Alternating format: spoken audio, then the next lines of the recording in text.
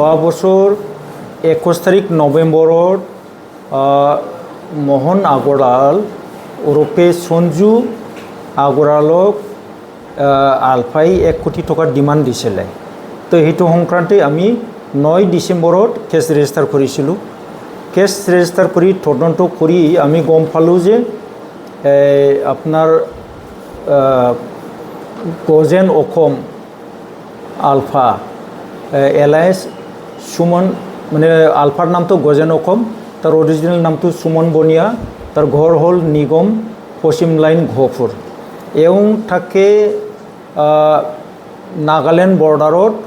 যেতিয়া পইচা ডিমাণ্ড কৰিবলৈ আহে তেতিয়া নাগালেণ্ডত আহে, তাৰপিছত মেক্সিমাম সি আলফা কেম্পত থাকে ম্যানমাৰ বৰ্ডাৰত।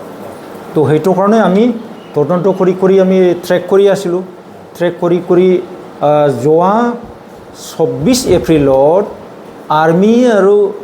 আৰ্মি ইণ্টেলিজেন্সে নাগালেণ্ডৰ পৰা গজেন অসমক এলায়েন্স সুমন বনিয়া এখেতক ধৰিবলৈ সক্ষম হ'ল। ধৰি পেলাই চৰাইদেউ পুলিচক হেণ্ড অভাৰ কৰিলে। চৰাইদেউ পুলিচে এতিয়া কেছ লৈ পেলাই তদন্ত কৰি আছে।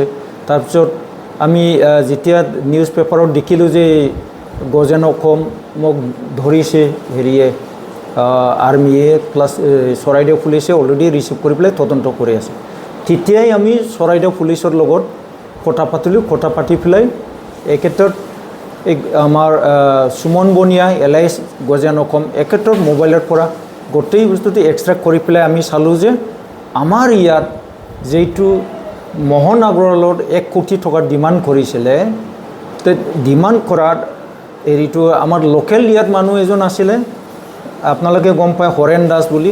তেওঁ মোহন আগৰৱালৰ কণ্টেক্ট নাম্বাৰটো গজেন অসমক দিছিলে। তো গজেন অসমে তাৰপিছতে মোহন আগৰৱালৰ এলায়েন্স সঞ্জু এখেতক 1 কোটি পইচা ডিমাণ্ড কৰি পেলাই কথা পাতিছিলে। বাৰ্গেনিং কৰি 5 লাখত আহিছিলে। কিন্তু 5 লাখ অহাৰ পিছতো কেতিয়াবা বেংক একাউণ্টৰ সোমাব কয়, কেতিয়াবা মানুহ পঠাই পেলাই লৈ আহিম বুলি কয়, কিন্তু আজিলৈকে লৈ যাবলৈ অহা নাছিলে।